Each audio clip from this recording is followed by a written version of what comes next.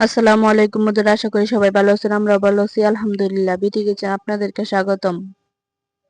আজকে আপনাদেরকে দেখাবো আলু দিয়ে কোয়েল পাখির ডিমের একটি রেসিপি। প্রথমে আলু আর ডিমগুলো আমি সিদ্ধ করে নেব। তার জন্য পরিমাণ মতো পানি দিয়ে দিব ডিম। তারপর ঢাকা দিয়ে রেখে দিব সিদ্ধ হয়ে যাওয়া পর্যন্ত।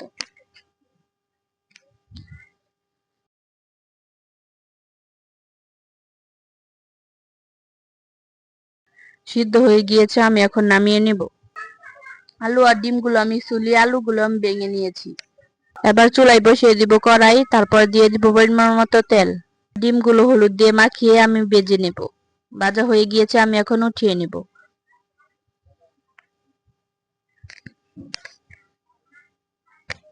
দিয়ে দিব আরো একটু তেল। তারপর দিয়ে দিব পেঁয়াজ কুচি। পেঁয়াজ কুচিটা আমি বাদামি করে ভেজে নেব। আর দিয়ে দিব তেজপাতা আর গরম মশলা।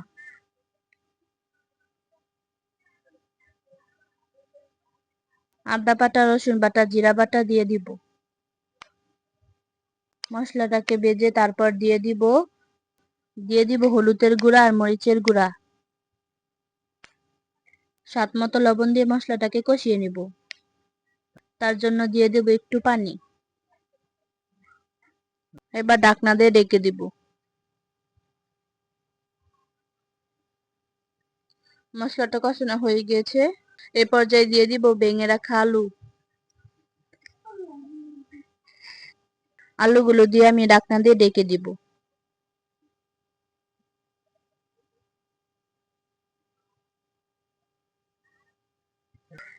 এখন দিয়ে দিব পরিমাণ মতো পানি।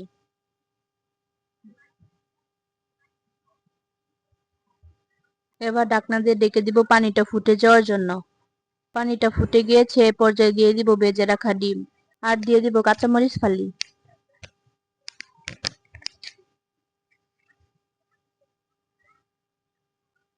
এবারও আমি ঢাকনা দিয়ে রেখে দিব। আমার রান্নাটা প্রায় হয়ে গিয়েছে। ওই পর্যায়ে দিয়ে দিব ভেজে রাখা জিরার গুঁড়া।